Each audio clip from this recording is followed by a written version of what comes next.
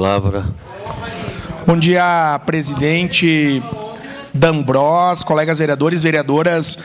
Vereadora Rose, primeiro lhe parabenizar pelo seu requerimento. De fato, eu escuto isso há muito tempo. Tive lá visitando a escola Afonso Seco no início dessa legislatura. Sei que pela sua relação com a nossa companheira e amiga, né, a Ângela, mas não só por isso, porque somos professores, porque somos legisladores, e via de regra, a justificativa para a não realização das obras é a falta de recurso. E nesse caso, tem uma emenda que é antiga e não é executada. E eu lembro, vereador Rafael, de várias vezes nós tocarmos nesse assunto das emendas, que não é um problema só desse governo, é um problema de outros. E quando a gente negocia a vinda da emenda, muitas vezes tu fala com o prefeito, enfim, com quem ele delega, e aí, para que a emenda venha mais rápido, às vezes a gente combina que ela venha para custeio e o governo depois direciona.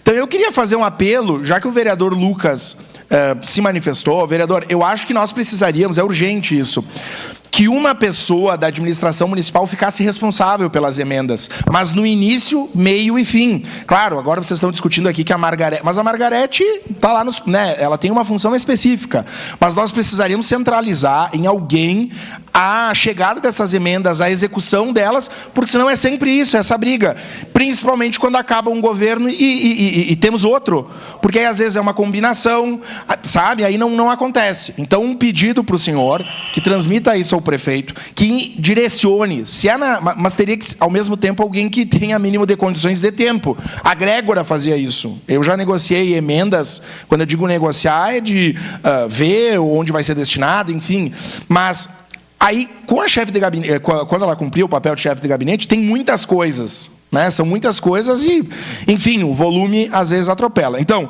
é muito ruim nós ter essa emenda há tanto tempo e a minha preocupação é de nós daqui a pouco ficar como o Estado, que não quer mais aceitar a emenda porque não consegue executar. Aí a gente tem um discurso ruim, porque nós falamos com os deputados e depois tem que devolver a emenda. Vou votar sim, logicamente, e nós precisamos, o município precisa ter uma organização para receber as emendas, prospectar, receber, fazer projeto e executar. Porque senão os deputados vão começar a negar a emenda para a nossa cidade. É isso, obrigado.